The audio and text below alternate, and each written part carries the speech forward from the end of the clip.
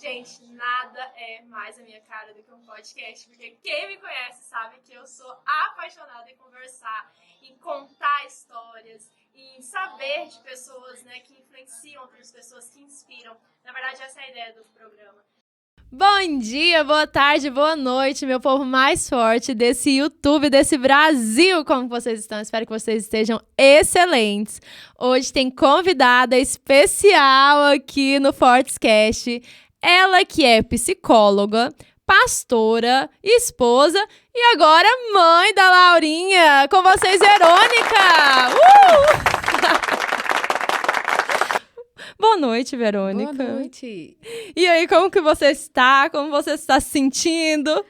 Hoje, vamos se dizer que agraciada, né? Por Deus, pela oportunidade de poder também estar aqui com você e por toda a trajetória de vida, né? Que vamos caminhando e vencendo todos os dias. É verdade, já faz um tempinho que eu mais a Verônica a gente se conhece. Tipo, é um tempinho. Ela é pastora de uma igreja que eu já frequentei. E, assim, é referência, é uma pessoa que, tipo, ajuda muita gente. E a gente vai falar hoje tanto de ministério, quanto trabalho, mas principalmente dessa nova fase aí, uma psicóloga mãe. E Sim. agora, hein? E agora? Que caminho de descobertas. Mas, Verônica, me fala agora um pouco de você, da questão profissional. Como que você escolheu esse curso de psicologia? Era algo que realmente era seu sonho ou você se encontrou depois de um bom tempo?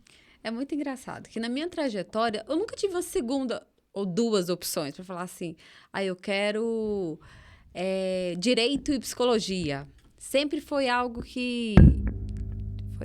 Sempre foi algo que, de certa forma, foi gerado no meu coração. Eu sempre falo assim, eu acho que o Senhor já plantou essa sementinha desde o início. Porque eu sempre amei ouvir, amei poder conversar, amei também poder, de certa forma, compreender o que cada um sente. Isso, assim, era automático. Eu ficava, mas por que aquela pessoa tá assim, tão triste? Então, a minha escolha pela psicologia, a gente sempre tem essa frase clichê que fala, né? Foi a psicologia que me escolheu. Mas eu sinto muito isso. Não, mas eu acho que, assim, você tem cara, né? Tem cara, dá pra olhar, assim, a parte serena que tem, todo o ar, assim, de sereno. E também calma, né? Ou é só cara? O processo da vida vai nos ensinando a ter uma temperança melhor, né? Mas vamos perguntar pro pessoal que tá em volta, né? Como que é. Mas, assim, de certa forma, eu procuro lidar com as minhas emoções de forma, assim, que eu consiga compreender os fatos em si. Porque raiva é uma emoção normal de todo mundo sentir, medo, né? Temperança, então, são coisas que todo mundo tem que aprender a lidar, né? Mas essa questão de temperança é bíblico, né? O domínio próprio. Completamente. Foi uma coisa que eu demorei muito. Gente, eu falava assim, como que eu vou ter os frutos do Espírito se eu não tenho domínio próprio? Só que tem hora que eu penso assim, porque eu falava muito assim, muito expansiva e tal, e falava muitas vezes sem pensar, tipo, filtro, não tinha. Uhum. E depois, para ter o filtro, eu comecei a ficar mais calada. Só que tem hora que eu falo que parece que tá sendo pior, porque aí calada eu penso coisas piores. Porque quando eu falo, eu penso, tem hora que mesmo que seja um filtro furado, às vezes vai, né? Aí pensando, nossa, meu Deus, não posso pensar isso aqui também. Não adianta não só falar, né? Você tem que pensar também, cuidar dos pensamentos. Porque a emoção é para ser sentida, né? Eu acho que muitos tabus. Eu não posso sentir raiva, eu não posso sentir medo, eu não posso sentir desespero, né? E a vida é isso o tempo todo, né? Não é só alegria ou só paz e amor. Não existe isso. Eu preciso saber controlar essas emoções, saber, peraí, eu tô sentindo raiva. Não, eu tô sentindo medo agora. Eu tô sentindo desespero. Então, eu conhecendo as emoções que eu tô sentindo naquele momento, eu consigo talvez alcançar essa temperança, esse equilíbrio que a vida nos exige o tempo todo, né? O equilíbrio em Sim. tudo. Eu acho que para lidar com as suas emoções, você precisa reconhecer, né? Completamente. Porque, assim, muita gente mesmo, às vezes tá com sentimentos aí, só que a pessoa não coloca para fora, né? Sim. E esse é um dos principais dificuldades do ser humano, que é o saber entender o que eu tô fazendo, o que tá acontecendo comigo e o reconhecer. Se eu reconheço, eu consigo saber o que eu preciso. Porque, de certa forma, eu não consigo reconhecer, eu não sei o que eu preciso, vira né, um turbulhões de sentimento que acaba nos atrapalhando em todas as áreas da nossa vida. Eu costumo falar assim para algumas pessoas que eu conheço que para resolver um problema, você precisa reconhecer que tem um problema para ser resolvido. Porque a maioria das pessoas querem resolver um problema, mas não admite que tem um problema. Aí a gente pode entrar a falar de problema, a gente pode falar de pecado, né? Eu tenho um pecado. A pessoa não reconhece, a pessoa não confessa, né? E aí aquilo que fica retido é impossível de ser curado, né? Completamente. Porque só vai procrastinando, né? Uma dorzinha, um medo pequeno se torna um medo grande, se torna uma dificuldade maior, porque eu não lido com aquela situação de fato como ela é, né? Tem até um autor da terapia cognitivo-comportamental, Aaron Beck, ele fala que o que perturba o ser humano não é o fato em si, é a forma que ele interpreta a situação. Então, como que eu estou interpretando aquilo que está acontecendo comigo? É algo, não, vai passar. Ou entra ali para a questão da nossa fé. Não é falta de Deus, né? É falta de fé, falta de orar. Não, peraí. É uma situação. E essa situação requer o quê de mim agora? Que posicionamento que eu preciso tomar? Ai, gente, que sabe. Né? Mas essa é a questão, né? Não é o que acontece com você, é como você reage àquilo, né? Completamente. E aí mostra também a questão do caráter, a instabilidade emocional das pessoas. Mas realmente é a reação que importa muito mais do que a ação. Porque, na verdade, a gente não controla a ação do outro, né? A gente controla como vamos reagir perfeitamente em relação ao outro. E se de certa forma eu compreender que o fato em si é simplesmente um fato, mas o que vai mudar é a forma que eu interpreto a situação, eu começo a perceber que o que eu penso vai influenciar na forma que eu acabo agindo. Então, se eu penso, é difícil, eu não vou conseguir, essa situação não vai ter fim, como que eu vou reagir a respeito disso? Então, de certa forma, o que eu penso vai influenciar como eu vou reagir. Eu acho que quando as pessoas entenderem que tudo começa aqui, as coisas vão mudar. Porque, né, na verdade, eu acho que é exatamente assim, é decrescente. O seu pensamento vai verbalizar. Vai virar um hábito. Acaba virando um hábito, né? Vai ser aquilo que você vai sentir também. Então, é aquela questão de, sobre tudo que deve guardar, guarda o seu coração. Gente, eu acho incrível como tem gente que consegue separar a Bíblia das coisas. Eu não consigo. Não tem como. Não, eu não consigo separar Deus. Isso aqui é Deus, isso aqui é não sei o quê. Eu acho que Deus tá no meio de realmente quase tudo, né? Do que realmente é bom. Mas essa parte comportamental é muito bíblica. Muito. Né? Se a pessoa lê Provérbios ali, ela vai conseguir falar, caramba, vai sair dali tão reflexiva sobre a vida, né? Totalmente. Eu postei no meu Instagram, deixa eu até ver aqui o post, mas foi assim, foi hoje, ó. Nossa, como que eu esqueço, gente? É o Covid. A gente tava falando isso antes, né? Que o problema de memória agora tem uma desculpa, que é o Covid. Eu postei o seguinte no Twitter e no Insta. Se Deus te contasse o processo pelo qual você passaria, você ainda insistiria no propósito? Porque tem muito essa questão, né, do processo. Eu lembro da parte de José falando disso, porque José ele foi uma pessoa que, pra mim, ele tinha as emoções muito bem resolvidas. Sim. Porque, caramba, se tivessem feito o que fizeram com José comigo, eu não sei como que eu ia... Aliás, né, eu acho que eu ia reagir muito mal. Não iria reagir como ele ali. Vamos ali, gente, vou perdoar meus irmãos, vou ajudar ele. Então, assim, pra você ver que existe uma diferença muito grande, até dentro da Bíblia, de quem tem as emoções bem resolvidas e quem não tem. Por exemplo, Pedro, né? Que era super estouradão, super sanguíneo e tudo.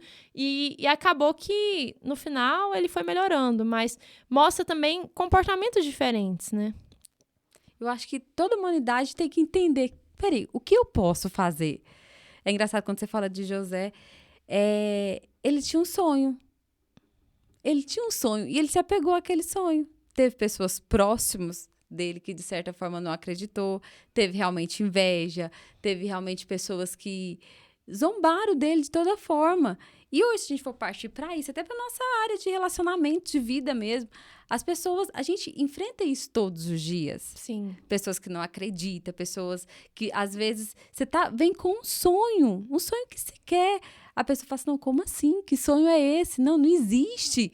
Né? O que é isso que você está passando? Você não vai conseguir alcançar. Então, a caminhada, a trajetória, você acaba representando. Peraí, que sonho é esse que eu estou levando adiante? Será que a forma que eu estou me impostando hoje vai fazer eu alcançar aquilo que eu quero?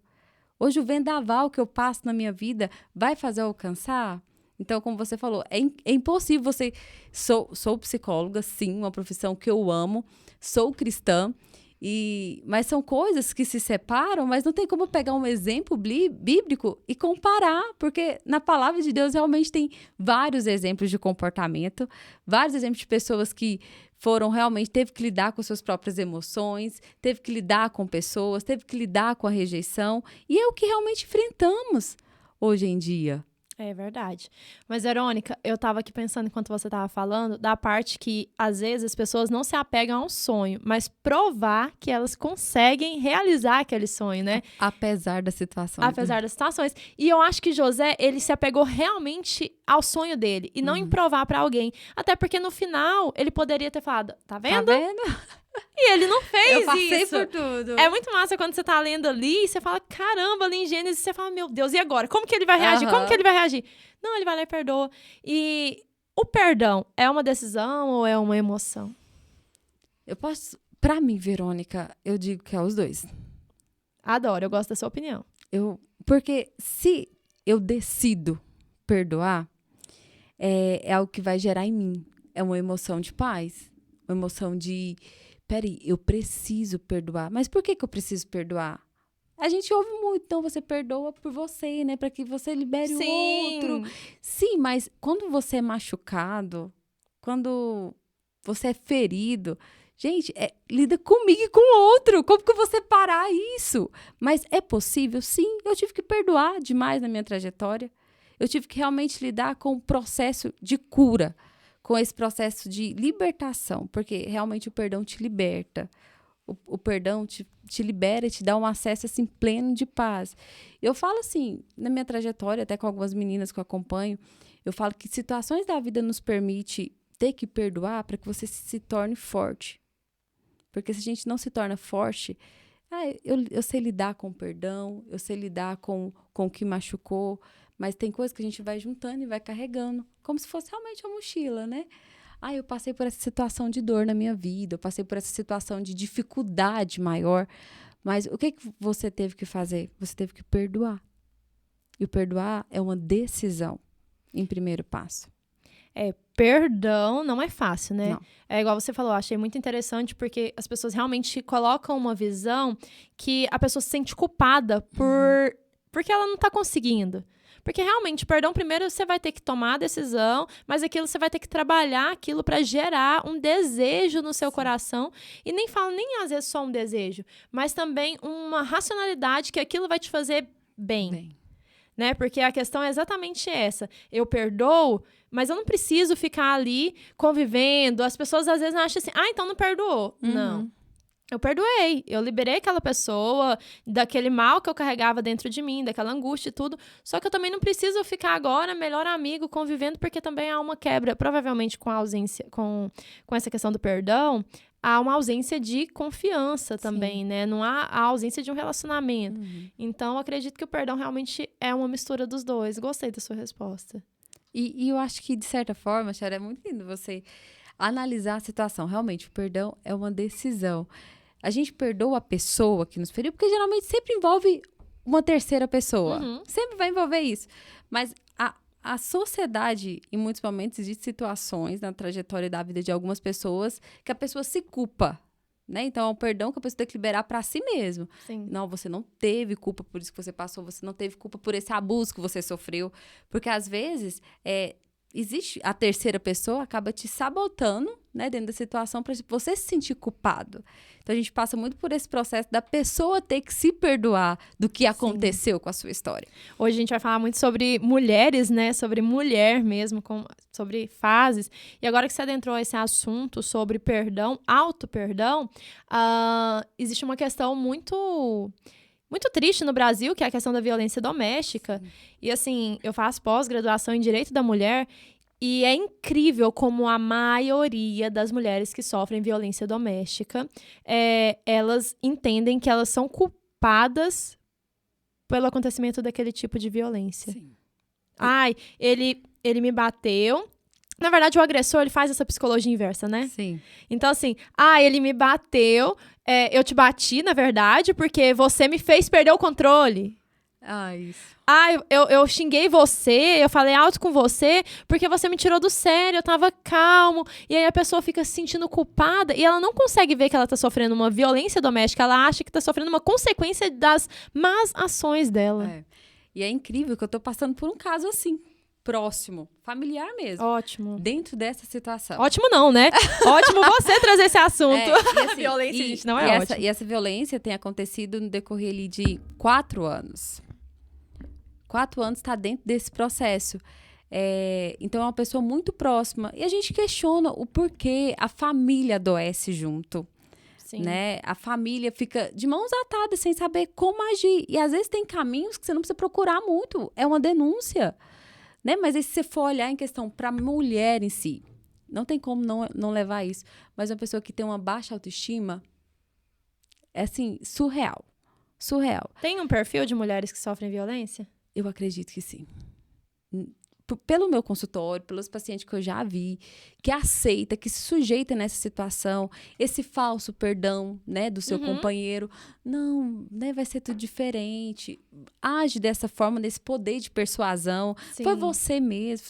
Eu cheguei a esse ponto porque você me tirou do sério, porque você fez isso.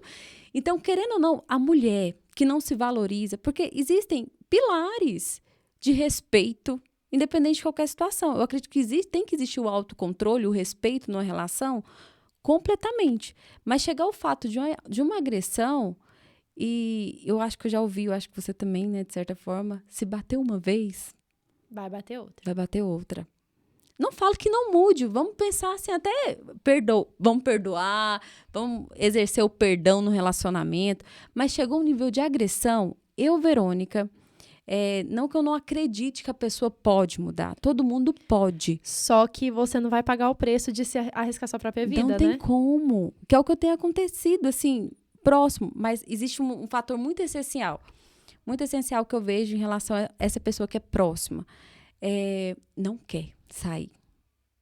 Será que tem medo? Não é medo, é vulnerabilidade mesmo.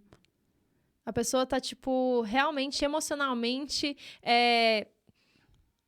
Assim, junto daquela pessoa, né? Perfeito. Sim, completamente. Dependente é a palavra, né? Dependente do nada, sabe? Por isso Você que eu acha falo que a dependência econômica também é um fator, assim... Na verdade, é um fator que aumenta também essa vulnerabilidade? Também, mas não em todos os casos. Eu jogaria na minha estatística uns 30%. Eu acho que eu jogaria mais mesmo a questão da autoestima. Da pessoa chegar a um ponto da pessoa achar que eu não vou ser feliz nunca, eu não vou conseguir. Porque isso interfere como a pessoa se vê. Mas os agressores, eles trabalham isso a longo prazo, né? Eles começam a falar, tipo assim, você não é bonita, você nunca vai encontrar alguém que ama você como eu. Esse é o discurso de sempre. Gente, é clássico. É clássico. Às vezes, questionando até com algumas colegas, elas até me falam assim, Sharon, mas é porque você não passou por uma situação dessa. Quando você tá dentro, é diferente. Eu falei, gente, mas tem tantos sintomas, né? É igual você falou, não há casos, né? Começa já partindo para a violência física, mas a violência psicológica é tipo assim, é altamente mais corrosiva às vezes. Sim. Porque a pessoa vai se destruindo por dentro, né? Totalmente. Porque quando chega o tempo da violência física, a pessoa já tá detonada emocionalmente, psicologicamente. E é muito engraçado que essa pessoa que, de certa forma, é próxima, ela tem um perfil de olhar para a vida do outro e falar, não, a mulher não pode suportar isso, não. Se fosse eu, antigamente. E agora que ela tá na situação, ela não consegue enxergar esse abuso. Olha pra você esse abuso físico e psicológico, que todo mundo que tá em volta procurou ajudar, procura realmente dar todo o suporte necessário, porque muita gente fala assim, não, é falta de suporte, por isso que a pessoa tá agora, a rede de apoio, ela, obviamente, né, as pessoas necessitam disso, mas ela também não é um fator que encerra, né, esse tipo de relacionamento abusivo. Não encerra. Infelizmente, a gente tem visto, né, estatisticamente, quanto tem aumentado isso. Muito. Porque as mulheres voltam, não procuram ajuda, às vezes não consegue ver que o fato que elas estão enfrentando é adoecedor. E aquilo vai levar, infelizmente, a um final muito trágico para a vida dela. Argumentos que eu já ouvi em consultório. É por causa do meu filho, Eu não posso largar, não posso sair da situação, porque senão a minha filha vai sofrer demais. E nessa outra situação, aí eu vou tentar só mais uma vez. Vou tentar só mais uma. O que você acha do papel da igreja nessa parte de violência doméstica? Porque, assim, realmente fazendo uma crítica, porque eu acho que não é tão pregado nas igrejas e ministrado ao fato de que, se você tem um companheiro que te agride fisicamente, mesmo psicologicamente, você tem que denunciar. A gente sempre, principalmente antigamente, né? Tem que tentar outra vez. Hora que Deus vai mudar aquela pessoa. Hora que Deus vai mudar você, e você mudando, a outra pessoa vai mudar. Então, ainda querendo ou não, tem um machismo que a gente, né, realmente é escancarado, que muitas mulheres aguentaram muito tipo de violência exatamente com medo de errar com Deus. Errar com Deus. Né? Tipo assim, eu amo Deus, então eu preciso insistir nesse relacionamento. Mas, gente, Deus jamais falaria pra uma pessoa ficar no relacionamento que a pessoa vai apanhar, vai sofrer vários tipos de violência. Não é esse o casamento ideal pra Deus, Não né? Eu acredito que nós, como igreja, né, de certa forma, precisamos ser uma rede de apoio maior para essas pessoas que sofrem abusos, não só em relacionamento, mas abuso físico também, como não só adulto, como criança também, de várias formas, porque assim, a igreja tem um leque muito grande para ajudar a sociedade. Mas falta muito isso mesmo. Peraí, tem coisas que é Deus, tem coisa que Deus deixou para ser resolvida. Sim. Né? E não só a pessoa que às vezes se esconde de trás de, não, Deus vai mudar, mas o agressor também, mas às vezes o agressor tem esse lado de persuasão e falar, mas cadê? Que tipo de crente você é que não vai me perdoar? Já ouvi muito isso, né? Que tipo de cristão você é? Das pessoas... A pessoa vai usar exatamente a parte vulnerável da outra pessoa, né? É igual essa questão de fé, eu também já ouvi isso de pessoas próximas, da pessoa falar assim, mas eu tenho que ser o exemplo, se eu for a esposa sábia ali de Provérbios 31, é Provérbios 31, né, gente? Olha eu, a esposa sábia aqui, ó. A esposa sábia é Provérbios 31. É Provérbios 31, gente. Então, se eu for a esposa de Provérbios, ele vai ser o sacerdote da casa e não sei o quê. Só que existem casos e casos, mas partiu pra violência, o meu conselho é, cara, não pague o preço, não pague pra ver. Sim. Porque o risco é a sua vida e o risco também é da sua família. Com certeza. Deus pode mudar? Pode. Lá na prisão. Aí ele vai ter muito tempo para aceitar Jesus, meditar, reconhecer. Tem muita gente que fala assim, errar é humano, né? Acontece. Gente, mas isso tem coisas que não é um erro. Isso não é um erro. Uma agressão não é um erro. Não é um acidente, né? Capotei e dou um murro na cara da pessoa. Se não, vai procurar ajuda, vai se tratar. É como eu falei, eu não tenho como falar assim, a pessoa realmente não pode mudar. Quem sabe pode Deus, mudar, né? Então, assim, quem sofre por isso tem que procurar, de certa forma, ajuda. Uma ajuda psicológica, procurar apoio pastoral, né? Para quem tem a sua fé, independente de qualquer situação, tem que procurar uma ajuda em vários sentidos. E a outra pessoa em si que chegou, tem que falar assim, não, eu não tô normal, eu tenho que procurar uma ajuda muito séria para não ter chegado ao ponto de ter que agredir. Peraí, o que ele fez? Ele tem que procurar ajuda. Então, é cabível a mudança. Se a pessoa em si resolve perdoar, é cada um por si. Né? Essa autoanálise. Não, mas achar que vai mudar com uma semana, achar que vai mudar, não, ele mudou, foi o que eu passei. Um prazo de uma semana. Gente, é muito fácil você representar, né? Nossa, atuar. O companheiro chega e fala assim, não, foi isso que aconteceu porque você veio pra cima de mim e não sei o que, eu vou mudar, nós vamos casar, vai ser diferente agora. E assim foi, não durou um mês. É complicado. Mas qual é o papel da terapia nessa parte? Qual é o papel da psicologia como um todo para ajudar as mulheres vítimas de violência? Olha, é como eu falo, eu acho que o processo da terapia, eu acho que todo mundo deveria fazer terapia. Também acho. Né? Vamos lá, gente, todo mundo fazer terapia. Eu acho que, inclusive, o governo federal tinha que criar um projeto de Vale Terapia. Com Vale Terapia, você não precisava pagar a Bolsa Família. Com as pessoas certeza. iriam empreender, ser corajosa, ir lá, superar os seus problemas, a pobreza. Mas, né, continua. Porque É muito engraçado, Shelly. No campo clínico, existem pessoas que sofrem abusos e violências e não sabem que isso é uma violência. Então, às vezes, situação que você vai fazendo a pessoa ter consciência. Não, mas espera aí. É assim que você quer continuar a ser tratada? Então, o processo da terapia, eu acho que eu vou voltar aqui um pouquinho, o processo de autoconhecimento.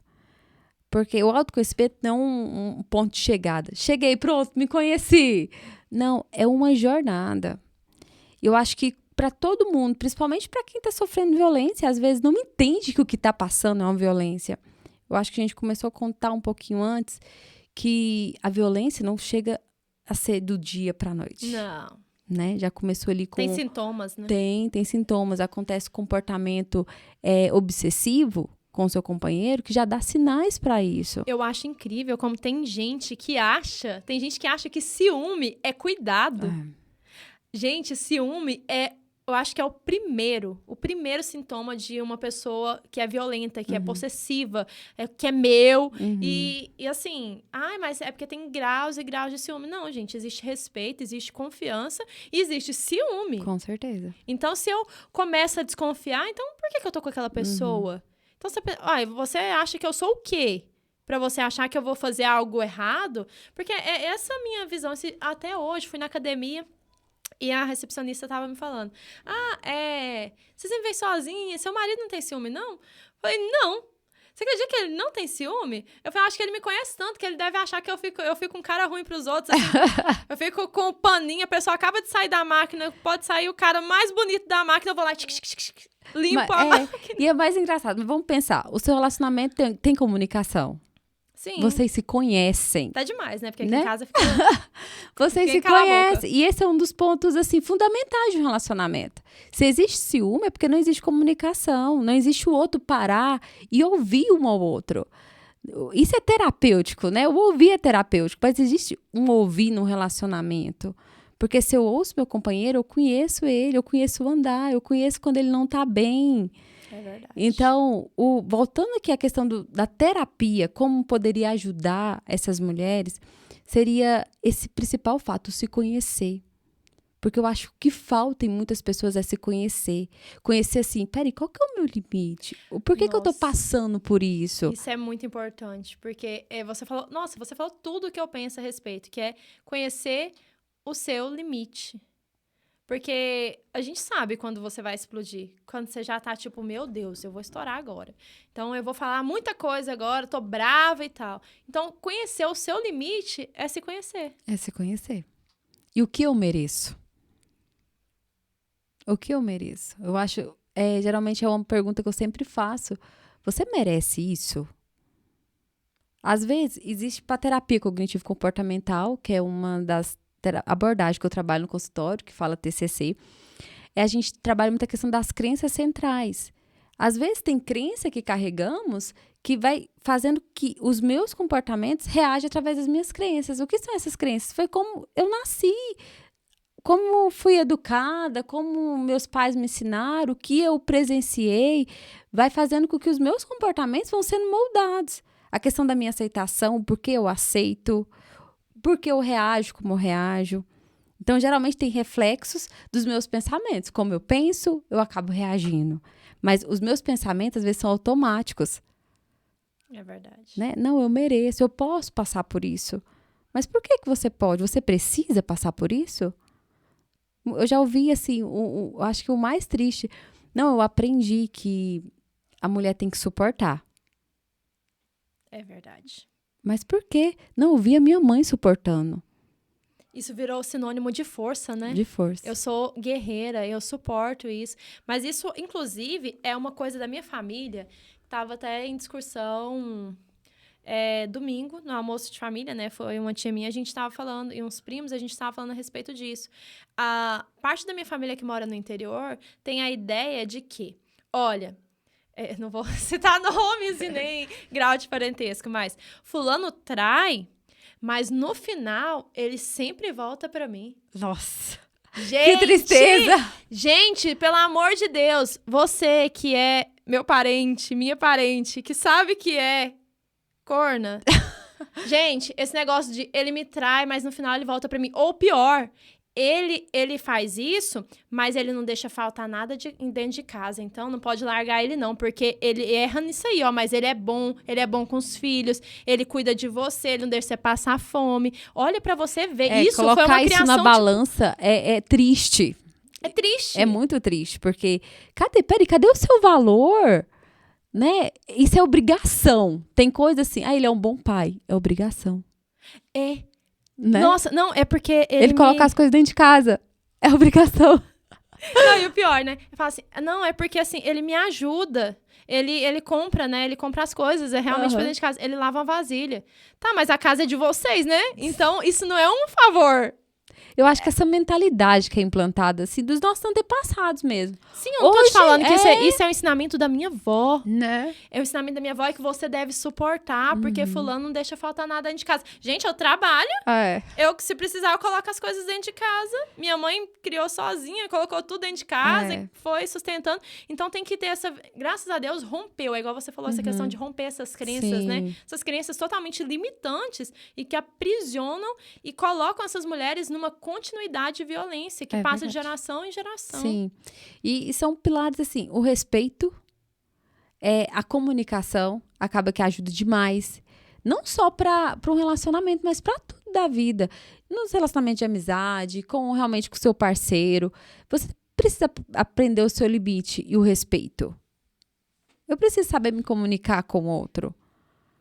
Porque se eu aprendo esses pilares essenciais da minha vida, eu vou conseguir lidar bem com todas as áreas, né? Então, assim, tem crenças... Eu falo, o que seria uma crença, Verônica, para facilitar? Uns comportamentos... Exemplo, professora. O comportamento repetitivo que é adoecedor, você não sabe. Mas fala assim, mas como que eu posso descobrir isso? Não, peraí. O que você deseja para sua vida? O que você deseja alcançar? Mas você se sente limitada com isso. Às vezes, geralmente, a nossa limitação tá numa crença que eu carrego que eu não vou conseguir. Tá, nós falamos vários exemplos aqui de crenças limitantes e pensamentos pequenos, mas dê um exemplo aí que a maioria das mulheres, às vezes, tem essa crença limitante e não sabe que tem. Eu não vou conseguir mais ninguém. Ai. Ou realmente tem muito esse pensamento, essa crença. Os meus filhos não podem crescer sem pai. Peraí, aí onde que volta o valor próprio, né? Mas peraí, que tipo de pai que o seu filho tá tendo? A pessoa quer só a presença, né? Só a é porque presença. ele precisa de uma presença masculina. Aham. Tá, mas essa é o exemplo de homem que você quer ter dentro de casa? E finalizando, tipo assim, eu sou incapaz. Eu não vou conseguir.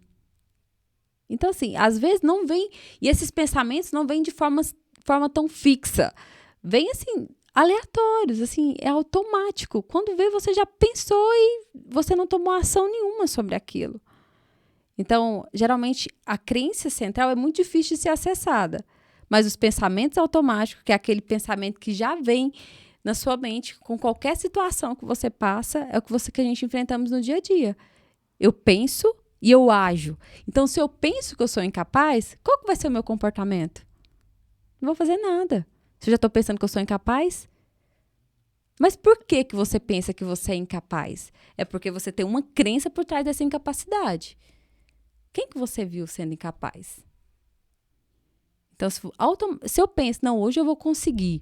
Posso ser que realmente não deu certo, mas você tentou. Agora, se você já pensa, não, eu não vou conseguir, não consigo viver sozinha, não consigo criar os meus filhos. Tem gente que nem tenta, né? Não tenta. Já coloca, tipo assim, eu não consigo antes de tentar. Fala, nossa, mas você tentou? Não, mas é porque... Ah, mas tentou? Não! Mas muitas pessoas querem mudar o comportamento. Se eu não mudo primeiro a forma como eu penso, vai ser muito difícil eu alterar meu comportamento. Primeiro eu penso, depois eu ajo. Nossa, eu tô lembrando muito de Descartes, né? Eu tô lembrando muito de Descartes nessa nossa conversa. Penso, logo existo. Eu acho que é a definição de autoconhecimento, né? Se eu penso, eu vou existir, aquilo vai existir, vai tomar forma. Sim.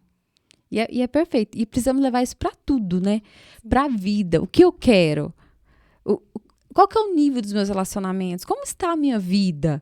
Eu acho que iniciando, né, o 2023, que é um ano Eu falo que 2023 vai ser o melhor ano da minha vida. Também, Eu já viu? tenho profetizado isso. Criando tanta expectativa pra 2023, porque 23 é o dia do meu aniversário, Aham. 23 é meu número preferido. E eu falo, gente, 2023 vai ser o ano, vai ser o melhor ano, né? 2024 vai ser melhor que 2023 ainda. Isso é uma declaração, né? Precisamos declarar isso, né? De certa forma. Porque se eu penso, às vezes, muitas vezes, é coach, é psicologia positiva, que seja. Mas eu preciso entender, se eu alimento coisas boas, isso pode refletir na minha vida.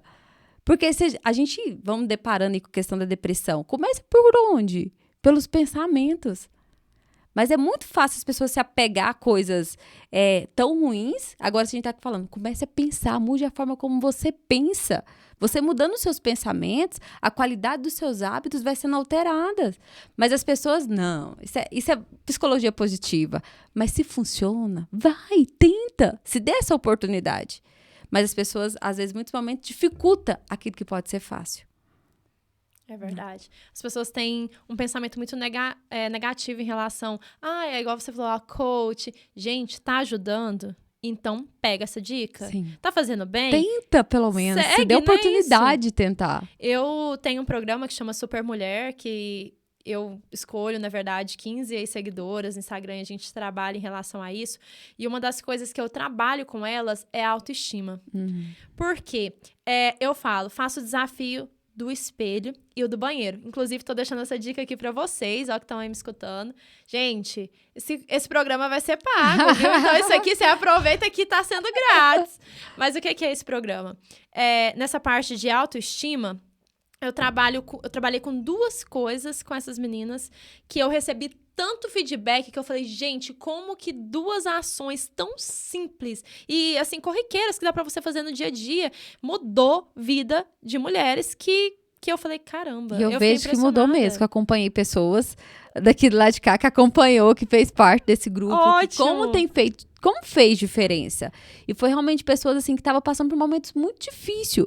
E tem momento na nossa vida que a gente, tem que parar e repaginar, mudar tudo. Sim. Ter rotina. Eu amo né? mudança. Eu só não amo mudança de cabelo, mas o resto... Então, essas 2 coisas foi.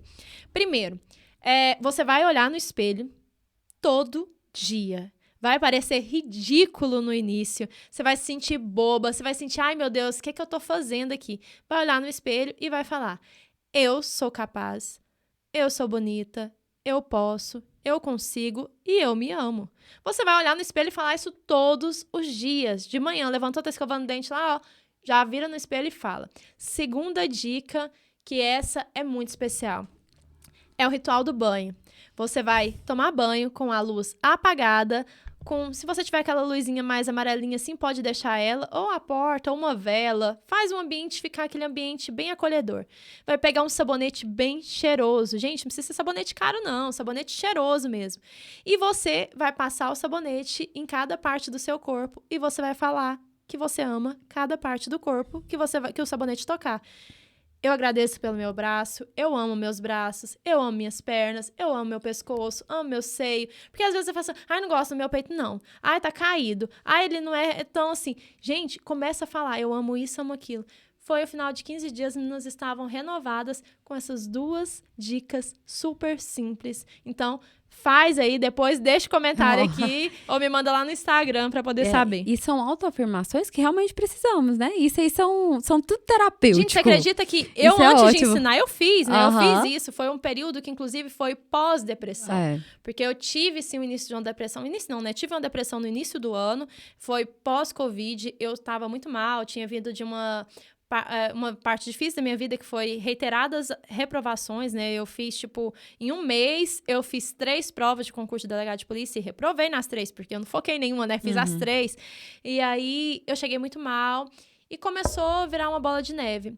E eu peguei e comecei a fazer isso. No banho, eu só tomava banho de luz apagada. Na maioria das vezes, eu tava chorando. E aí, um dia, foi muito engraçado, porque, assim, eu resolvi fazer esse banho. Uma amiga minha deu essa dica e eu peguei e falei, vou tentar. Só que ela deu a dica de banhar com a luz apagada e um sabonetinho cheiroso. Aí eu tava banhando com isso e chorando. Aí o Espírito Santo falou muito forte no meu coração. Começa a proferir palavras de agradecimento e de amor. Aí eu, como assim? Na hora, sabe quando Deus fala? Eu falei, como assim, Deus? O que você tá O que tá falando? acontecendo? O que tá acontecendo? E falou assim, começa a falar o que você gosta em você. Eu falei, aí eu já não conseguia enxergar nada. Parece que eu não conseguia gostar de nada em mim naquele momento. Mas eu comecei, Deus, obrigada pelo meu braço. Eu amo meus bracinhos longos, que dá pra me pegar a roupa lá na arame da janela. Aham. E comecei a dar uma função que eu gostava daquela parte. Eu amo minhas pernas, que me ajudam a chegar onde eu quero. Obrigada pelos meus pezinhos, que eu amo meus pezinhos magrinhos e não sei o quê. Amo meus dedinhos serem separadinhos. E comecei a falar coisas que, às vezes, as pessoas falavam que era defeito. Uhum. Tipo, sua mão é muito grande. Aí eu comecei, amo minhas mãos grandes, que fica bonita, fica comprida, coloca... E comecei a falar. E comecei a fazer isso. E, de repente, parece que eu fui começando a gostar mais de mim. E aí foi um processo, né? Teve todo um processo, mas isso foi algo que eu falo, gente, algo tão simples. E fez uma grande diferença. Então, essa questão de mulheres, né, que sofrem violência, sofrem abuso, e a gente está falando de autoconhecimento, de autoestima, é muito importante que você comece a gostar de você e gostar do que você tem. As pessoas elas gostam daquilo que elas ainda não têm, né? Uhum. Quando eu colocar um silicone, aí eu vou ficar, aí meus peitos vão ficar bonitos. É aí que vem muito problema, né? A pessoa acha que vai se realizar depois que obter algo. Não, mas primeiro a realização começa dentro de você. Como você está. Com o que você tem, né? Com o que você tem. E porque tudo tem uma história, se a gente for parar pra pensar. Sim. Né? A gente passou ali por um processo, eu amo o trabalho de grupo terapêutico, né? E eu vi as histórias, porque as histórias E eu amo curam. sua mão, você tá falando isso aqui? É. Eu falando de mão. Gente, olha que mãos bonitas. Olha, Mostra gente, pra câmera. Maravilha. É porque ela tem as Me mãos descobri. zonas. Descobri. O processo cura e as histórias também.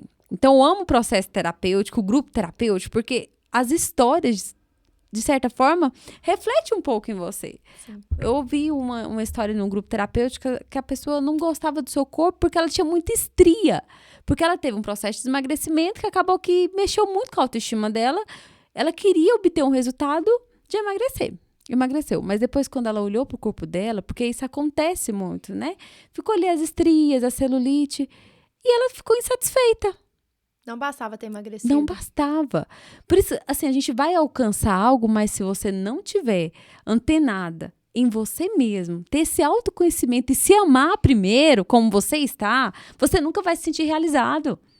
Porque você sempre vai querer mudar alguma coisa, você sempre vai estar insatisfeito. Geralmente, isso são as etapas da vida. E algo quando você fala assim, disso que você passou, foi o seu processo. E você teve que fazer uma continuidade. Que isso virasse um hábito, né? Tanto que a sua história hoje traz cura para outras pessoas, né? Você realmente teve que lidar com esse processo de, peraí, eu ouvi isso, eu vou fazer. Teve uma determinação também, né? Sim. Eu vou fazer. Não tô me sentindo muito bem, mas peraí, deixa eu proferir essas palavras. E não foi algo real, foi algo real.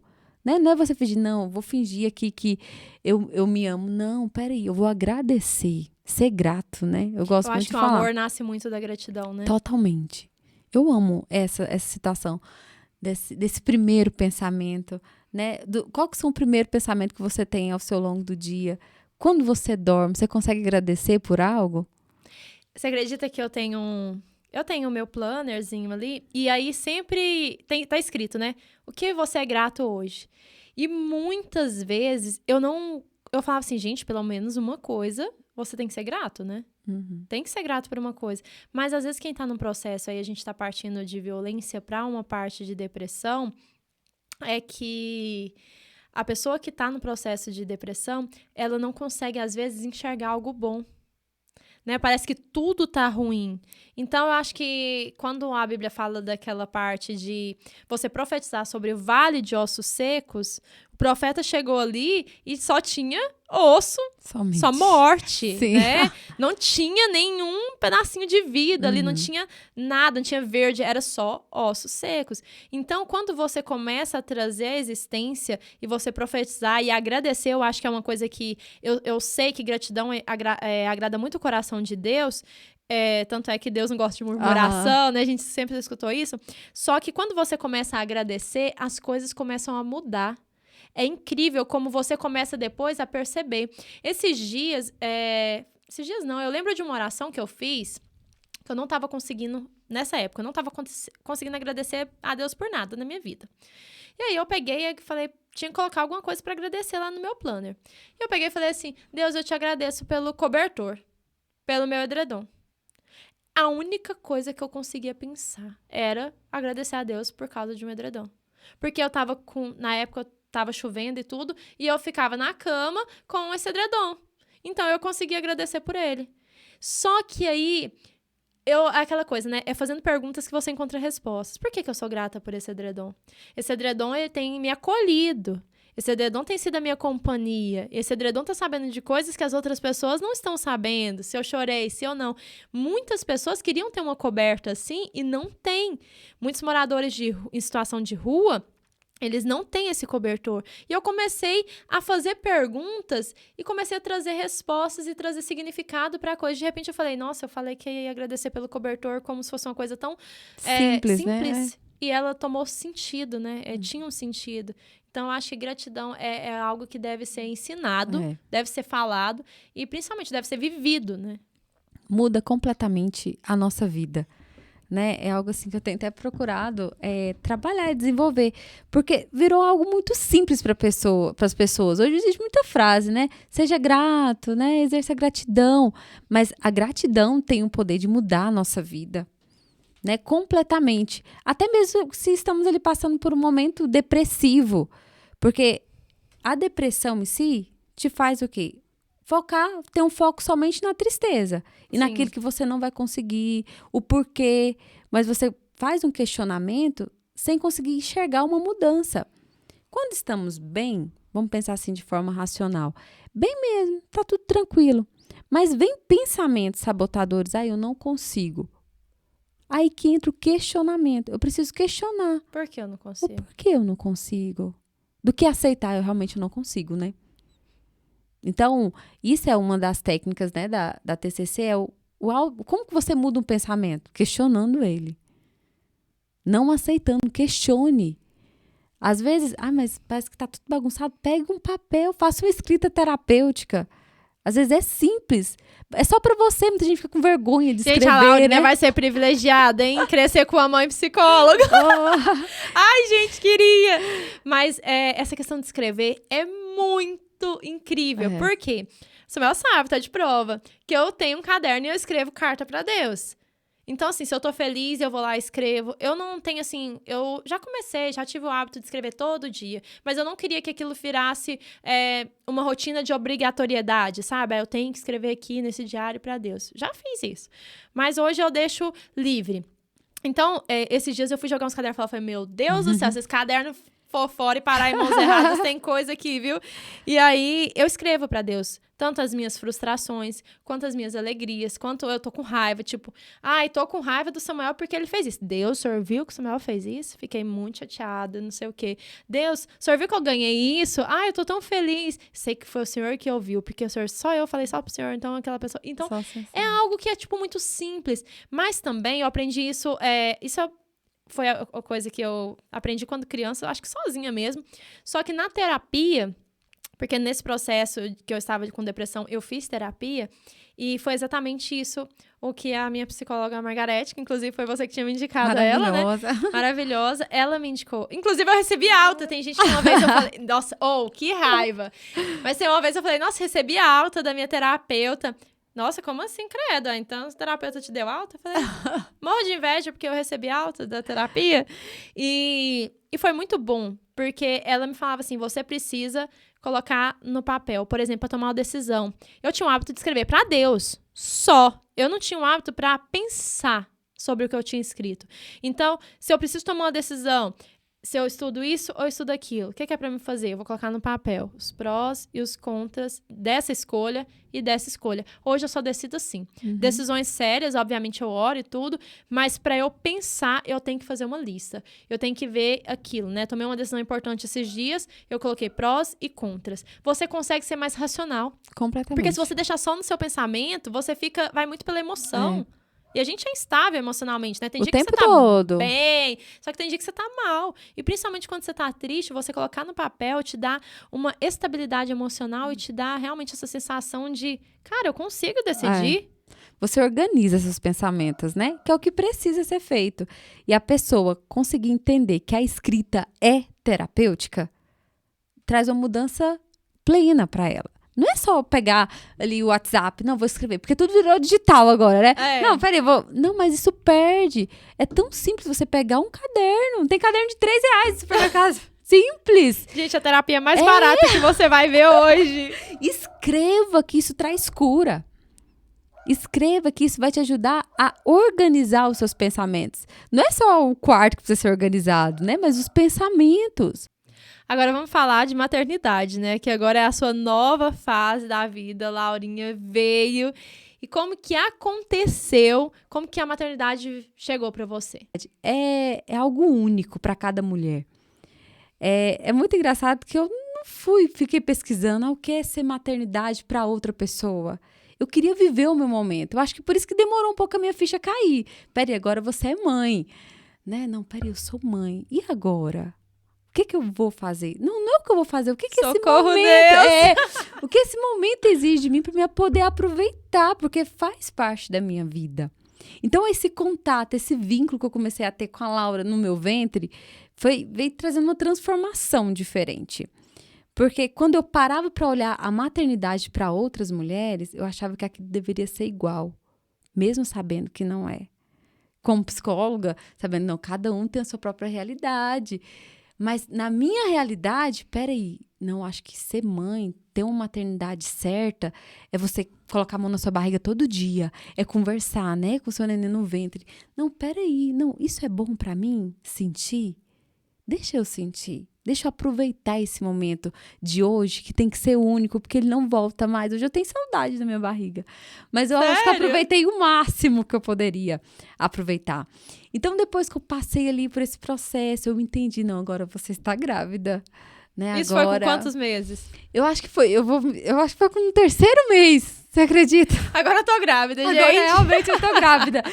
Foi muito engraçado, porque eu falei pro meu esposo, ali com 1 semana, mas eu segurei pra contar pras outras pessoas umas 3 semanas. Nó, que domínio próprio. Muita gente falou assim, não, eu já teria contado. Como assim? Meu esposo falou, deixa eu falar só pra minha mãe? Eu, não, meu bem, pra ninguém, espera. Eu não sei o que eu queria esperar. Não, eu queria esperar o Natal. Na verdade, pra aproveitar o Natal e contar pra todo mundo. Ai, adorei essa ideia. Você acredita que eu tenho vontade disso? Tipo assim, num amigo secreto, eu vou dar um presentinho pra cada uma, a pessoa abre, olha pra você ver. A pessoa que não cria expectativa. Não sou eu. Mas é muito engraçado que em Deus eu imaginava aquele momento. Aham. Assim, é algo que eu já não pensava tanto na maternidade, mas eu já sonhava que eu revelaria para as pessoas que eu estaria grávida num momento especial. Isso eu tinha essa certeza no meu coração. Então, isso aconteceu da forma como eu pensei alguns anos atrás. Então, foi tudo maravilhoso. Eu posso dizer que a minha maternidade, o processo de gerar mesmo a Laura foi maravilhoso. A minha realidade, né? Até em algo de testemunho, as pessoas podem ouvir, mas às vezes a maternidade para outras pessoas é diferente. Mas eu não senti nada, assim, mal-estar, falta de apetite. Não, foi perfeito. Dormi até eu levantar. Então, eu aproveitei muito, fiz caminhada, vivi aquele momento da melhor forma. Aquele momento. E foi chegando ali, como assim, as etapas final, que gera ansiedade. Tem ansiedade que é normal a pessoa sentir. Sim. Né? Nem tudo é problema, não é a ansiedade do momento. Seria anormal, falar assim, não, eu tô muito tranquila, vou pra maternidade, vou ser cortada ali, tá tudo ok. Não é assim. Gente, e é tão engraçada essa questão, porque, por exemplo, você falando, é normal ter ansiedade do momento. Eu tenho medo do parto por qualquer via, desde agora. Eu fico assim, parto normal. Misericórdia, dou conta não. Gente, é porque eu tenho baixa tolerância à dor. Então, qualquer coisinha, tipo uma dor um pouquinho a mais, eu já desmaio, começo a ver estrelinhas, ficar no chão. Falei, gente, não vai dar. A flexibilidade da lagartixa aqui não é boa. Aí eu já penso, se esse menino ficar encalhado aqui, não vai... Gente, não vai caber um menino aqui. E aí eu penso, cesárea, meu Deus, e se eu morrer na mesa do parto? E se eu precisar de uma bolsa de sangue e não tiver do meu sangue compatível? Você já fez em tudo, e né? E se esse corte não ficar bonitinho? Eu vou ficar traumatizada com um corte feio. Eu quero um corte bonitinho, pequenininho. E se o médico fazer um corte grande? E se o neném, sei lá, cair da mão do médico? Ó, pra você ver. Então, a gente também tem que parar pra pensar, né? Porque assim como eu aposto que às vezes tem gestante que tá sofrendo desde o primeiro mês com esse medo. Porque existe questionar, a gente tem que questionar, né? Porque tem pensamentos que te fazem sofrer. Sim, tipo né? esse. Porque isso gera um medo. Eu vou confessar que eu tinha medo de morrer, né? Eu falava assim, eu vou morrer no meu parto, né? Tá sendo aqueles filmes? Eu vou morrer no meu parto. Eu compartilhei isso com meu esposo, ele... Não, vê se é algo tão normal, né? E tantas mulheres que vai pra maternidade. Você vai morrer, Você não vai morrer. Eu sei lá, né, meu bem? Vai que acontece logo comigo, é minha ceia. Então, mas assim, foi tudo muito lindo. Foi lindo pra minha maternidade, poder gerar a Laurinha. Tanto que eu faço assim, vai vir um próximo muito rápido, porque foi muito bom. E as pessoas falam que nem... Uma não é igual à outra, né? Mas eu tenho essa gente convicção. pessimista. É. Ela vai ser melhor que a vai outra. ser melhor. Exatamente. E assim, foi todo um processo muito lindo. Quando a Laura chegou, que até foi, né? A Tairine esteve lá comigo, né? Em todo tempo, fotografando tudo. Ela falou assim, parece que você demorou a cair da realidade que ela tinha nascido. Mas é realmente, assim, algo muito forte, que mexe muito ali com você. Peraí, eu falo que são fases que mudam muito rápido uma com a outra. Em 3 instantes, você chega grávida. Em poucos minutos, você tá deitada. Já tira uma barriga e fala assim, pronto, você é mãe. E te entrega o neném, coloca pra amamentar.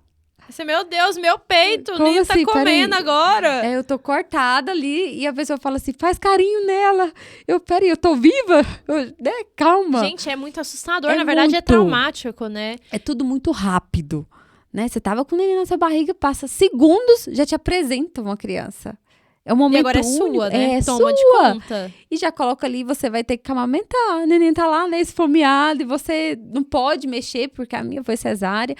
Você não pode mexer, e aí você fica ali agora, você não tá saindo, porque realmente não sai o leite ali naqueles primeiros instantes.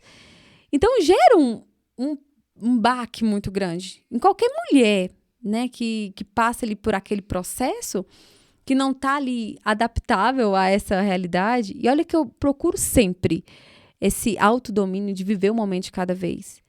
Então, eu sabia que isso iria acontecer. Então, para mim, o mais difícil, depois que aconteceu tudo, é eu chegar em casa e querer viver aquele momento. Mas, querendo ou não, o seu hormônio, a sua imunidade não tá do mesmo jeito. Você não é a mesma, né? Não é. Você acabou de sofrer um corte. Você carregou um bebê no seu ventre 9 meses. Não, salvo engano, são 7 camadas, né? Eu não sei se procede, mas... Isso eu não procurei, assim. Gente, é um corte muito profundo, pelo amor de Deus. É Ainda tem muito. gente hoje que fala que mãe que tem cesárea é menos mulher do que a que teve parto normal. Isso é ridículo, Ai, né? gente, não tem nem olho pra virar. Pelo amor de Deus, É cada uma é ridículo. uma. E outra coisa, o mais massa de tudo dessa parte do parto é que você pode escolher. Sim, Você escolhe o que é melhor pra você. sim. Por exemplo, eu tenho baixa tolerância à dor. Eu acho que eu poderia, inclusive, depois ter até já vi casos de rejeitar o bebê pela dor que eu sofri pra colocar ele pro mundo, né? Uhum. Então, assim, a gente tem que se conhecer. Precisa. É o autoconhecimento de novo. É. E aí Não tem entra como fugir, né? o puerpério. O lindo puerpério. Meu Deus. Essa realidade do puerpério que eu acredito que é pra todas as mulheres. Não tem como, não tem como, porque todas vão viver o puerpério de alguma Sim. forma, mas cada um de uma forma diferente, dentro da sua realidade. Mas existem coisas que é comum pra todas. O medo, será que eu vou conseguir? Ou às vezes já passa pelaquela situação, é só minha, né? Eu tenho ciúme, não, ninguém pode pegar, ninguém pode tocar. Eu sou a única coisa que a Laura precisa, né? Ela só precisa de mim, mas isso vai te cansar, né? E essa situação do puerpério, que tem ali o famoso baby blues, né? Agora ali nos primeiros 15 dias, que é próximo a uma depressão, porque tem choros constantes, tem aquele medo, né? De será que eu vou conseguir? Eu acho que eu não vou, né? Ter tudo que a minha filha precisa, né? De certa forma. Então, esse processo e essas etapas faz com que a mulher entre no sofrimento. Essa que é Essa questão do baby blues, inclusive, o baby blues ele acomete cerca de 50% das mulheres. 50%. Gente, é algo que deve ser mais falado. Muita gente não sabe o que é isso. A pessoa acha que ela tá ficando doida. Ai, essa mulher tá ficando doida, não sei o quê, que é o neném só pra ela, e tá chorando, irritabilidade. Porque tem os sintomas, né? Tem, e é muito parecido. Na verdade, é idêntico ao da depressão. O que muda é a intensidade e a duração, né? Porque o baby blues, ele passa, né? Passa de 15 a 20 dias. Passou disso, já começa no nível de depressão, leve, né? Moderada e avançada. Aconteceu com você? Aconteceu comigo muito intenso, eu acho, que o baby blues. Eu acho que todo mundo que me mandava mensagem. Aí que eu já vou falando pelas táticas, né? Porque eu tive que me questionar, né? E falar assim, não, mas peraí, Verônica, o que tá acontecendo? Porque eu já vi muito com aquela preparação psicológica para maternidade. Eu achei que eu tava plena, tava muito feliz. Sou psicóloga, vi muitas coisas, então não vou sofrer tanto, né, por isso. Me preparei para umas outras sofrimentos da maternidade, mas não vivi nada do que eu me preparei psicologicamente, que foi a questão da amamentação. Na prática o negócio é diferente, não, é totalmente diferente. E precisamos reconhecer isso. Né? Porque eu posso ser psicólogo, posso ser médica, mas eu tenho que viver a minha realidade. Né? Isso não me faz fraca ou me faz super mulher também. Sim, pode acontecer com qualquer pessoa. Né? E eu acho que a gente é normal, isso vai passar. Isso é só um fraseta. Não, mas peraí, eu sei que vai passar, mas você tá entendendo que eu tô sentindo isso? Você tá sentindo que eu tô sofrendo? E quais foram os seus sintomas? Eu tive choro muito fácil, né? Assim, mas é um choro assim de sofrimento mesmo. Peraí, não vou dar conta. Eu não vou conseguir. E aí, até quando eu cheguei no obstetra e falei, ele falou assim, agora você sabe realmente o que é ser psicóloga? Por que ele me fez essa pergunta, esse questionamento? Porque ele falou assim, você sabe na prática o que acontece, né? Pesquisa de campo, né? E você executar aquilo que você sabe, você vê que é difícil, mas você consegue. Você consegue executar. Então, são 3 chaves, né? Eu falo 3 chaves essenciais que dentro desse porpério que eu passei, que eu tive que colocar em prática no decorrer, que precisamos colocar em prática na vida por inteiro. Parar de questionar o porquê eu. Né? Porque muita gente fala assim, nossa, mas logo você, pastora, psicóloga, desse jeito, passando por isso. Não, sou eu sim, eu tô passando por isso. Gente, eu sou humana, e eu sou mulher, e agora eu sou mãe, e eu tenho hormônios. Tudo, e tá tudo bagunçado. Então, parar de questionar o porquê eu. Aceitar a minha realidade. Não, peraí, eu tô com medo. Né? Entender que eu sou frágil também, que eu sou mulher. E colocar em prática o viver um dia de cada vez. Eu tive que colocar essas 3 chaves, assim, essencial para minha vida para passar por esse baby blues. Para não avançar, assim, para uma depressão. Porque, como meu obstetra falou assim, olha, cuide desse seu momento. Ele vai passar. Não é uma frase tabu, mas vai passar. Mas se você não colocar em prática o que você tem que fazer, você começa a entrar numa depressão. Então, você não, peraí, minha vida vai começar a desandar. Porque a Laura precisa de mim. Tá, eu tô com medo, eu vou fazer com medo mesmo. Eu tô precisando chorar, eu vou chorar. Eu tô precisando de um abraço. Mas a gente temos que entender, é muito complicado quando você tá vivendo o momento. Você precisa de pessoas que te conheçam de verdade próximo de você. Porque nem todo mundo vai entender o que você tá passando. E às vezes não é momento de falar, eu tô com medo. Não, às vezes é o momento de você sentir. Eu queria chorar, né? Eu queria chorar porque eu tava desesperada. Por quantas vezes eu fui pro banheiro chorar? Chorar por quê, Verônica? Porque eu tava com medo. Então eu tive que me permitir sentir esse momento. E teve sim, graças a Deus eu tenho ainda uma rede de apoio maravilhosa, que eu amo todo mundo e sou grata a Deus por eles. Mas nem todos conseguem às vezes compreender, Sim. Né? Então a gente tem que ter aquelas pessoas mais próximas de você para você falar, eu não tô bem. E graças a Deus eu tive essas pessoas próximas de mim. Quem foi essencial nesse momento para você passar por isso? Olha, é tão difícil dizer. Porque parece que cada dia teve uma pessoa especial, sabe? A maternidade te muda completamente a forma de você ver a vida. Então, eu amo minha mãe, mas parece que eu amei muito mais depois que eu fui mãe. Mas teve uma pessoa que foi muito essencial na minha vida também, nesse processo, que foi a Morgana, né? Pra mim, eu falo que foi a irmã que Deus me deu. Porque ela passou pela maternidade um pouquinho à frente, né? E depois ela Poucos veio... meses, né? Poucos meses, a diferença foi mínima, né? Então, assim, meu esposo... Foi várias pessoas, não tem nem como enumerar, né? Em questão, assim, quem foi mais... Na verdade, é uma rede, né? É uma rede de apoio. Não dá pra ser, rede, porque às não vezes tem. você também, a mulher às vezes deposita toda a frustração dela e a expectativa no companheiro, né? Sim, No não tem esposo. como. Só que às vezes aquela pessoa também vai estar desesperada e perdida e querendo chorar, porque agora também tem uma responsabilidade de uma criança. Totalmente. Então, essa questão de você respondeu corretamente, eu acho que essa é a resposta correta, né? Que é a rede de apoio, é várias pessoas. São várias. É desde uma amiga que passou por uma situação parecida e sabe, olha, eu te passei e eu te entendo, vai passar. A uma mãe que vai te segurar a neném e fala pra você fazer um chazinho. A alguém que vai ali pra limpar a sua casa, né? Ou só pra falar que você tá bonita, Sim. sendo que você não tá se sentindo bonita. Você sabe que não tá, você sabe que tá horrível. É isso que vai intensificando. Se a gente não cuidar aí dessa fase do baby blues, passar ali desses 15, 20 dias, vai intensificando. A mulher começa assim, a sua autoimagem vai ficando péssima. Esses sentimentos depressivos vai se intensificando e a duração vai ficando maior. Você vai querendo ficar sozinho, o seu choro começa a ficar muito intenso. Então, isso acaba te paralisando de certa forma, né? E se a sua rede de apoio não ficar em alerta, não, peraí. É normal chorar, gente. Chore mesmo. Chorar limpa a alma. Eu falo, não precisa chorar, chore. Né? Mas eu precisei ficar em alerta. Por ser psicóloga, não, por ser humana. Né? Eu voltei ao meu processo terapêutico, eu entendi que eu estava vulnerável, eu precisava de ajuda, porque eu queria passar por aquilo ali logo. E ajudar que seja outras pessoas. Porque a gente tem que entender a nossa necessidade do momento. O que eu estou precisando? Preciso de um apoio profissional? Ou preciso só de um abraço?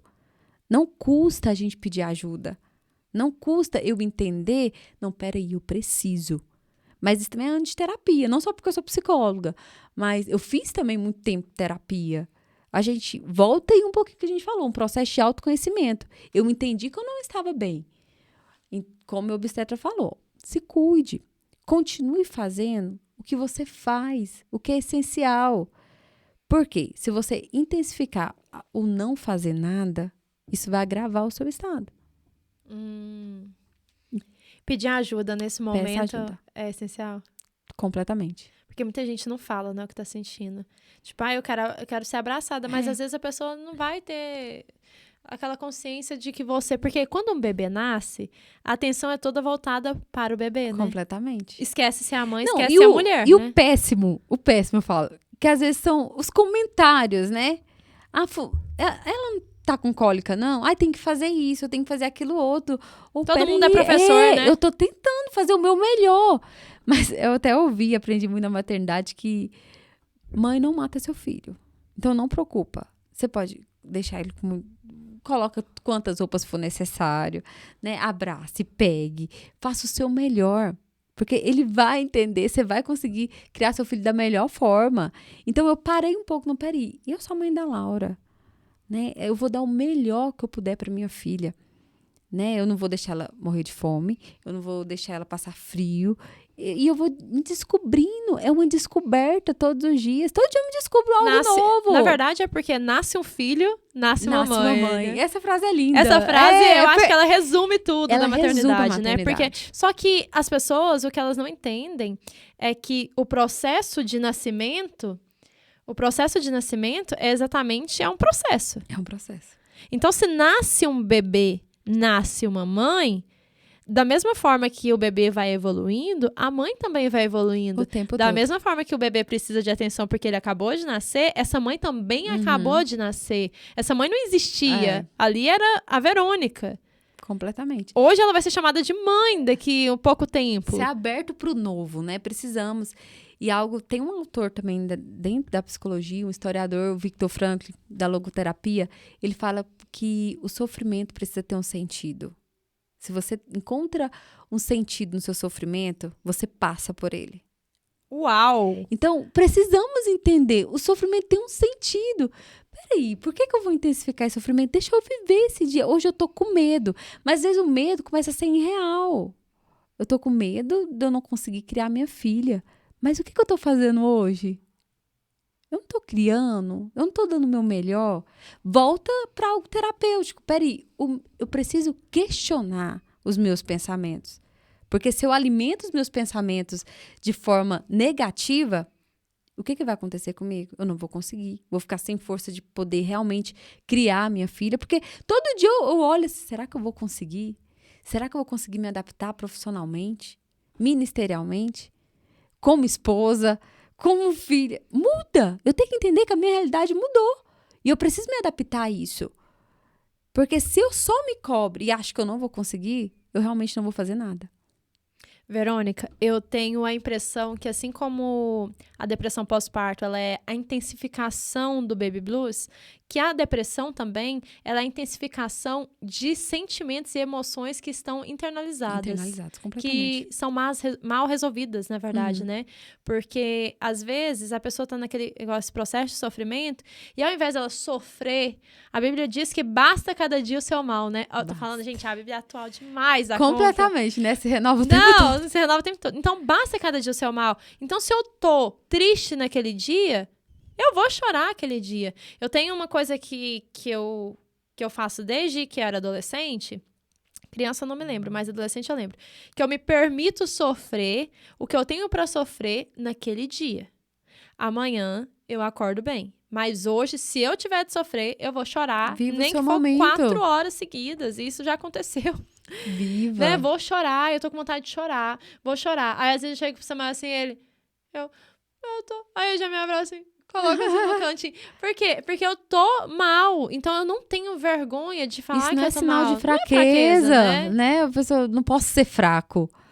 Ué, o que é fraqueza pra você? Pra mim, ser fraco é um dia que eu tô sem comer, nossa, eu tô desnutrida. Né? É isso realmente Passando ser fraco, mal. passando mal.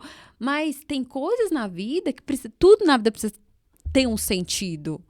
Né? Eu acho assim, eu amo o Vitor Frankl da logoterapia porque ele encontra sentido, a gente precisamos encontrar o sentido no sofrimento para que isso não seja um sentido da minha vida, só sofrer. E falando de sofrimento, e a gente, né, não pode esquecer da parte que você é pastora e psicóloga, que eu acho que é o máximo, que é uma junção de duas coisas magníficas, mas o fato de que se eu tô passando por esse processo, e eu sou cristã, eu entendo que no mundo eu vou ter aflição. Aflições. E muitas aflições, na verdade, né? No plural. Inclusive, a Bíblia nem deixou assim, você vai ter aflição, né? No mundo aflições. tereis aflições. Muitas aflições.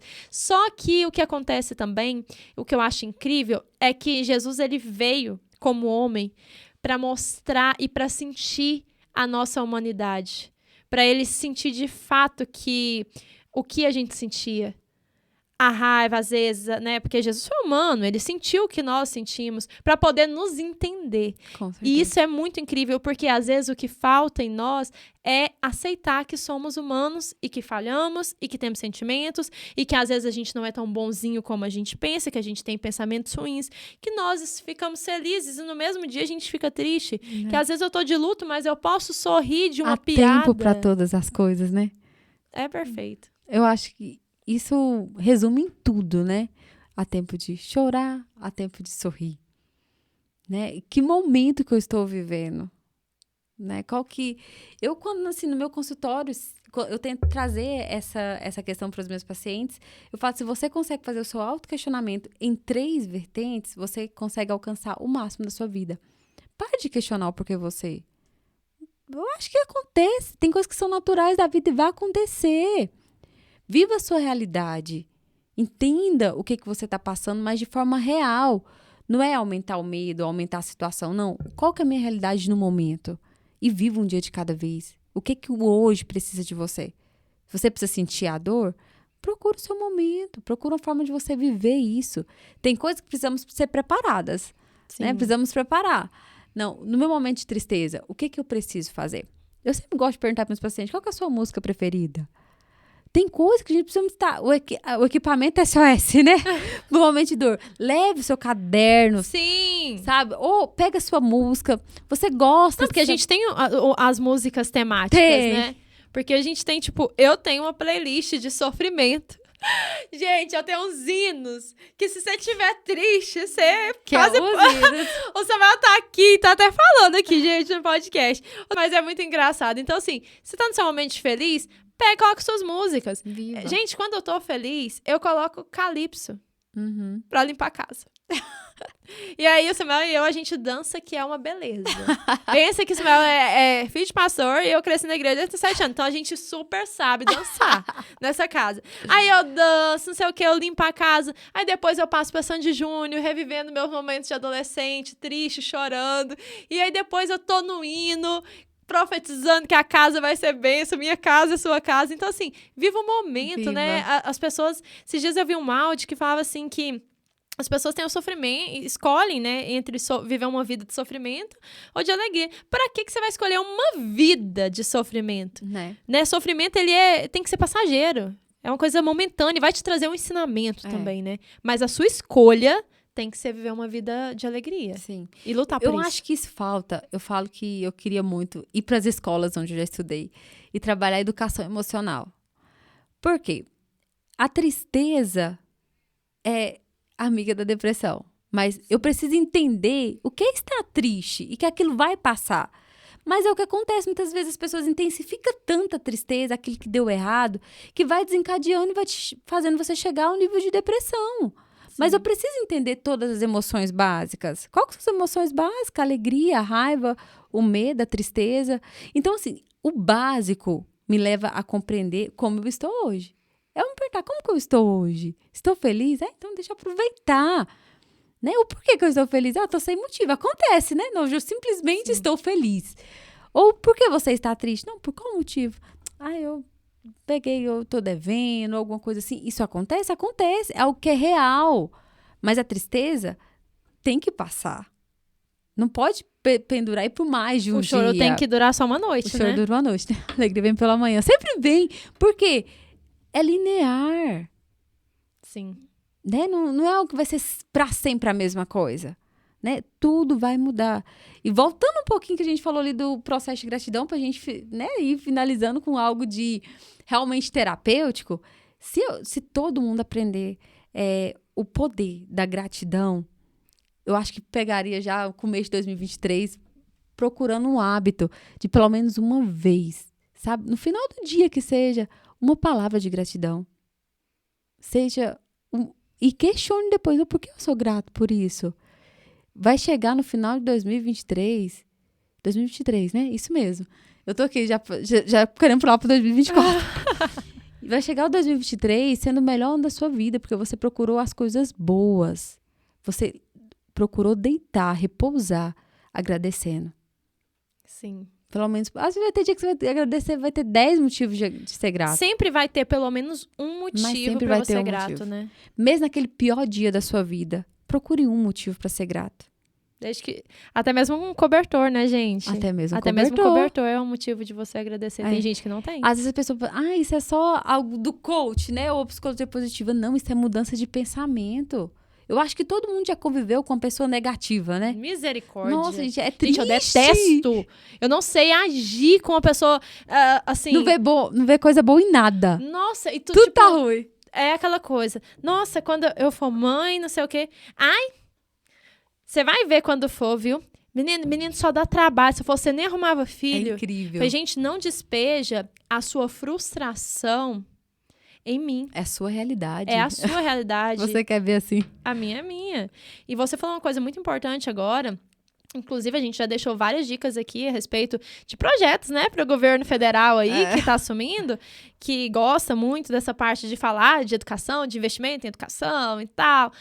Então, assim, eu acredito que a psicologia, essa parte de terapia, mas a parte psicológica mesmo, da pessoa se autoconhecer, tinha que estar na grade curricular de todas as escolas, Concordo. seja estadual ou seja particular. Porque as pessoas, elas falam assim, mas tem psicólogo na escola? Não, tem que estar na grade curricular. Porque vários adolescentes, jovens se suicidam. Crianças com pensamentos suicidas, pensamento que a vida delas não tem sentido. Então, isso é mais do que obrigação, pra mim, do governo cuidar. Completamente. Ser uma exigência mesmo, né? Eu até fui nas 2 escolas que eu passei, que eu não vou me expor agora, Mas eu me coloquei à disposição, porque eu amo a minha trajetória, eu amo os lugares que eu fui, para fazer oficina para as pessoas, para as crianças poderem entender e saber o que é estar alegre, o que é poder estar triste, porque a gente precisamos entender o que são Porque às vezes as você nem emoções, sabe, né? não sabe. Tem gente que não sabe se tá triste ou se tá... eu não sei se eu tô triste, se eu tô com depressão. As Gente, crianças não entendem. Então, assim, eu já me coloquei à disposição. Pode me chamar, porque eu amo trabalhar. Eu amo poder ofertar ser isso. Útil, né? Ser útil. Mas, vamos ver. Porque eles não... Nem a própria escola vê a necessidade disso. Sim. Eu fiquei assim, eu falei, nossa, gente, eu me ofereci. Gente, é meu trabalho, custa caro e eu tô oferecendo de graça. Porque, assim, gente, vai fazer tanta diferença. Sim, meu Deus. Eu vejo assim, porque eu tenho uma pré-adolescente, né, na minha casa, que eu fico falando. Ela falou assim, tia, eu tô tão triste porque as crianças... Não falou que tava triste. Ela falou assim, tia, eu fiquei... Você acredita que me chamaram de baixinha? Eu falei assim, minha filha, mas você é baixinha. Mas aí ela chorou tanto, né? Olha, porque não ela se aceita. não se aceita. E Eu falei acha assim, que o que ela é um defeito. e na escola acha que precisa ser todo mundo alto, né? Eu falei assim, não. E engraçado, a minha irmã, a Flávia, já sofreu o contrário. Porque o pessoal, todas as fotos ficavam as crianças desse tamanhozinho assim, e ela, tipo, muito maior. E ela encurvava. Olha pra você. Ou seja, ela tentava se igualar aos outros. E é isso que as pessoas, elas não entendem. Que quando a pessoa, ela tenta se diminuir pra caber, pra né? encaixar Pra com se o outro, encaixar. sim. Aí é pra você ver a importância de se conhecer e se amar. Por Se aquilo amar, que se você é, né? aceitar. E isso vai muito dentro desses processos mesmo, né? Peraí, eu preciso me conhecer. Mas por que eu sou assim? Às vezes eu sou assim, não tenho porquê. Eu tenho que ser feliz como eu sou. É que eu falei pra ela, mas ela chorou tanto. Eu falei assim, o que você tá sentindo? Não sei. Eu falei, você está triste. Você está triste. Simplesmente isso. Gente, agora a gente vai fazer uma pausinha aqui, porque a gente vai conhecer a Laurinha. Sim, vamos lá trazer essa bebezinha pra cá.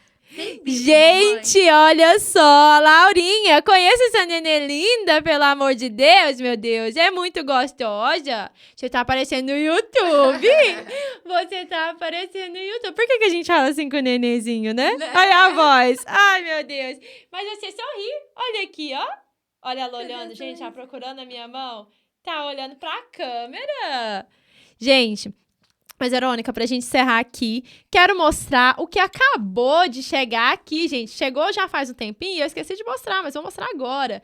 Chegou aqui pizzas da nossa parceira Vila Pizza, que é a melhor pizza de Goiânia. Gente, é a melhor. Verônica já é cliente, então assim, gente, a gente tá em casa, literalmente.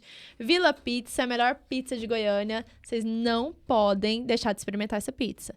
Mas pra encerrar, eu queria que você já aproveitasse que a Neném tá aqui, né? E deixasse um recado pro pessoal. A gente falou hoje principalmente de combate à violência doméstica, autoconhecimento, autoestima e maternidade, baby blues, depressão, pós-parto. Qual que é o seu recado pro pessoal? Eu acho que precisamos aproveitar e viver a vida de forma intensa. O que seria a intensidade? É dar o seu melhor no dia de hoje. Eu acho que se conheça, procure ajuda, participe de tudo que você puder participar em processo de autoconhecimento e tente, de certa forma, colocar em prática, porque vai fazer a mudança completa na sua vida. Eu não posso deixar de falar, né? Exercite em 2023 o processo de gratidão diário, porque vai mudar a sua vida. Como mudou a minha, desde quando da maternidade, que eu precisei começar a agradecer pelo meu dia de hoje, para que pudesse mudar e ganhar forma em todos os meus outros dias. Então, se cuide e pratique o processo de autoconhecimento. E falando em gratidão aqui, eu quero te agradecer sua presença. Tá com o nenenzinho, bebezinho, mesmo assim veio dar esse show aqui pra gente presente. de, literalmente, de autoajuda, né? Porque as pessoas às vezes têm um preconceito. Esse livro é de autoajuda. Gente, se esse livro é de autoajuda, ele vai te ajudar. Ele vai te ajudar. Então, tô muito grata a Deus pela sua vida, pela vida dessa princesa. E, gente, Obrigado pelo carinho, pela audiência de vocês. Mais um programa de sucesso. Nós estamos aqui realmente para poder influenciar vocês de uma maneira muito boa. Eu acredito e sempre vou bater na tecla que pessoas inspiram pessoas. Por isso que eu gosto de trazer gente real aqui, com uma história real, para que sirva de inspiração para você, seja na vida profissional, seja na vida pessoal, seja em qualquer área da vida. Todo mundo tem o que ensinar para alguém e eu gosto muito disso. Saúde! Mas agradeço muito a vocês. Não esqueça de curtir esse vídeo, compartilha com todas as mulheres que você conheça e compartilhe com os homens também. Às vezes o homem tá ali achando que tá sendo machão demais e tá cometendo algum tipo de violência. Não esqueçam de comentar aqui no vídeo como vai ser o seu processo de gratidão pelo que você é grato. Deixa aqui nos comentários qual é o motivo da sua gratidão hoje que você está assistindo esse vídeo. E me siga nas minhas redes sociais, tanto no Instagram do Fortescast, que o link já tá aqui embaixo na descrição, quanto também no meu Instagram, pessoal, onde eu compartilho toda a minha rotina, tá lá, Forte Estudiosa, tá aqui também na descrição, vou deixar aqui para vocês. E obrigada, beijo e até semana que vem.